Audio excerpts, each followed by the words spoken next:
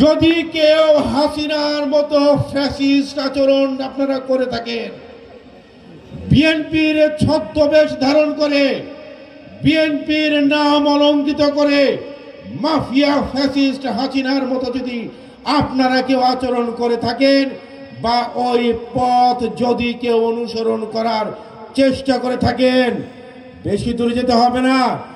7 মাস আগে হাসিনা বাংলাদেশকে যেমন তার নিজের বাপের সম্পত্তি মনে করে ভুল করেছিল, দৌলতপুরকেও যদি নিজের বাপের সম্পত্তি মনে করেন, হাসিনার মতো ছেড়ে পালিয়ে যেতে হবে।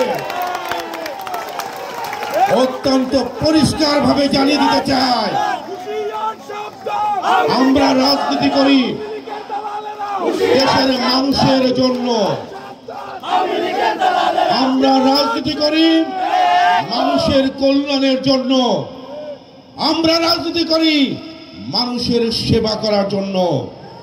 আর আপনারা কেউ যদি রাজনীতিকে ব্যবহার করে দুর্বৃত্তায়ন করার চেষ্টা করেন, রাজনীতিকে ব্যবহার করে যদি কেউ অপরের উপরে অত্যাচার জুলুম করার চেষ্টা করেন, আমরা রাজপথে লড়াই করে আন্দোলন করেছি, রাজপথের সৈনিক আমরা, রাজপথের ঠিকানা আমাদের, রাজপথ ছাড়া আমাদের অন্য কোনো ঠিকানা নাই।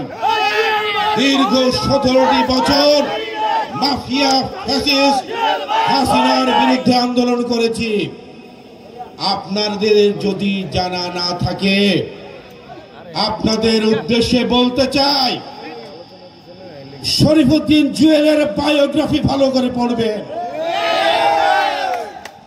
শরীফুদ্দীন জুয়েল দীর্ঘ 17টি বছর ঢাকার রাজপথে আন্দোলন করে 317টি মামলার আসামি হয়েছে।